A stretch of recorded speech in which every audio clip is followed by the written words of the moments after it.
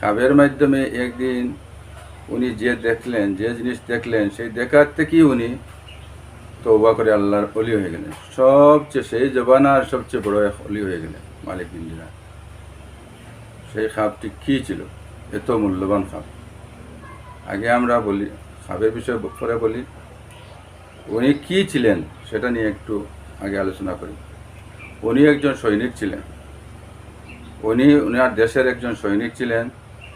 উনি প্রাথমিক যুগে জোয়ানকি জীবনযাপন করা অবস্থায় উনি একজন সৈনিক ছিলেন। ওনার একজন মেয়ে ছিল, আর সেই মেয়েকে উনি খুব বেশি মহব্বত করতেন, ভালোবাসতেন। তখন উনি যখন সৈনিক ছিলেন, ঘরের মধ্যে মদ পান করতেন। মদ পান করার সময় মেয়েটি তার হাত থেকে গ্লাস নিয়ে তার কাপড়ের মধ্যে ছিটিয়ে দিত, কিন্তু উনি আদর করে ওনাকে কিছুই বলতেন না। ওনাকে যে মহব্বত করে, বাচ্চাকে খুব বেশি মহব্বত করেন, তার জন্যই উনি কিছুই করতেন না। এইরকম ওনার বাচ্চা বারবার ওনার মদ কাপড়ের মধ্যে ফেলিয়ে দিত। তারপরে যখন 2 বছর মেয়ের হলো, তখন ওই মেয়েটি মারা গেল। খুব মর্মাহত হলেন মালিক বিন দিনার, খুব কষ্ট পেলেন, বুকের মধ্যে খুব ব্যথা নিয়ে চললেন।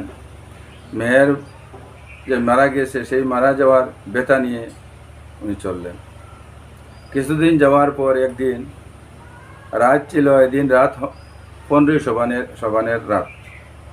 15ই শাবানের রাত আমরা যাকে বলি শবে বরাত বলে থাকি, নিসফুল শাবান আসলে। সেই রাত মদ পান করতেছিলেন। এমন মদ পান করতেছিলেন, মদ পান করতে করতে উনি এমনকি ঘুমিয়ে পড়েছিলেন। তখন সেই ঘুমের রাত্রে উনি দেখলেন, ঘুমের মধ্যে দেখলেন উনি কিয়ামত লেগে গেছে। সেই কিয়ামত লেগে গেছে ভাবি, এরপরে দেখলেন উনি পিছনে একটি সাপ এসেছে, আর উনি দৌড়াইতেছেন, নিজে দৌড়াইতেছেন। পিছনে একটি সাপ, ভয়াবহ সাপ, যে সাপের চক্ষু নীল রঙের ছিল। সেই সাপকে ভয় করে উনি দৌড় দিতেছিলেন। পিছনে পিছনে সাপে ওনাকে তাড়া করিতেছিল। তারপরে একটু সামনে যাওয়ার পরে একজন সাদা লেবাসওয়ালা একজন যুবককে দেখতে পেলেন। এই যুবককে বললেন, আমাকে একটু সাহায্য করুন। তখন আমাকে একটু সাহায্য করুন এই সাপের ভয় থেকে। তখন যুবক বলল, আমি দুর্বল, আমি পারবো না। তবে তুমি এক কাম করো, তুমি এই সামনে যাইতে থাকো, দৌড়াইতে থাকো, হয়তো কেউ পেয়ে যাবে। তখন উনি সামনে দৌড়াইতে একটি টিলার মধ্যে গিয়ে উঠলেন। আর সেই টিলার সামনে গিয়ে দেখলেন একটি আগুন, অর্থাৎ দুজক, আমরা যাকে জাহান্নাম বলি। উনি দেখলেন সামনে জাহান্নাম, দুজক আগুন জ্বলতেছে, পিছনে সাপের তাড়া করতেছে। এখন কি করা যায়? তখন গায়েব থেকে আওয়াজ একটি আসলো যে, তুমি এই দুজকের মধ্যে নয়, তুমি পিছনে মোড় করো, পিছন দিকে ঘুরে যাও। তখন পিছন দিকে ঘুরতেই সেই যুবককে আবার পেলেন। সেই যুবক বলল, তুমি সেই পাহাড়ের দিকে লক্ষ্য করে দৌড় দাও। সেই পাহাড়ে যদি তোমার কোনো কিছুই থাকে, তাহলে তার থেকে সাহায্য পেয়ে যাবে। তখন উনি এই পাহাড়ের দিকে চলে গেলেন। সেই পাহাড়ের দিকে যে চতুর্দিকে পাহাড়ের দেখলেন, উনি পাহাড়ে উঠে দেখলেন চতুর্দিকে জানালা দেখতেছেন। এবং আওয়াজ আসলো, সেই পাহাড় থেকে একটি আওয়াজ আসলো, গায়েবী আওয়াজ আসলো যে, তোমরা যে এই যুবককে বাঁচাও।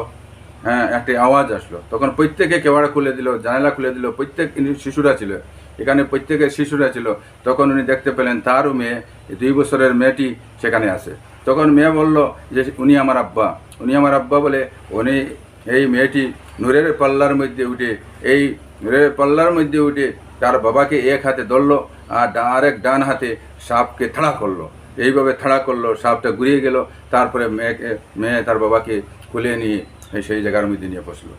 তখন মেয়ে বাবাকে বলল, বাবা, এখনো তোমার কি ঠিক হওয়ার সময় হয় নাই? এখনো কি তোমার ঠিক হওয়ার সময় হয় নাই? বাবাকে বলার সাথে সাথে বাবা বলল, তুমি কি আরবি জানো? হ্যাঁ, আমরা খুব ভালোইভাবে আরবি জানি। তখন বাবাকে এই মেয়ে বলল, এখনো ঠিক হয় নাই। তখন বাবা বলল যে, মেয়েকে বলল যে, এই সাপটিকে।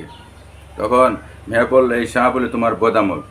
তুমি এমনভাবে এমন কর্ম বদ আমল করতেছো, তোমার সাপটা এত বিশাল সাপ হয়ে গেল। আর এই যুবকটি তাহলে বাসাওয়ালা যুবকটিকে, যে তোমার নেক আমল, তাকে তুমি দুর্বল করে রেখেছো, তোমার নেক আমল কম, তার জন্য দুর্বল করে রেখেছো। সে কিন্তু তোমাকে বাঁচাতে পারল না, কিন্তু পথ দেখিয়ে দিয়েছে, সে পথ দেখিয়ে দিয়েছে, আর সেই পথ দেখায় তো তুমি বাঁচতে পারলে। তখন যে মেয়ের বাবা বললো মেয়েকে, তোমরা এখানে কি করছো? তোমরা এখানে এই ছেলেমেয়েরা আছে, বাচ্চা ছোটো ছোটো ছোটো ছেলেমেয়েরা আছে, ওরা কে বা কী জন্য তোমরা এখানে আছো?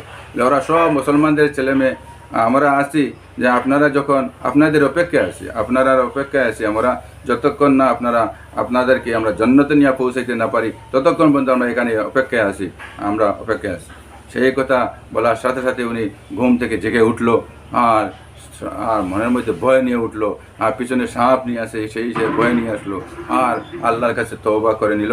আর এই তওবার খাতিরে আল্লাহ তাআলা তাকে সবচেয়ে বড় শহীদ বানার, বড় অলি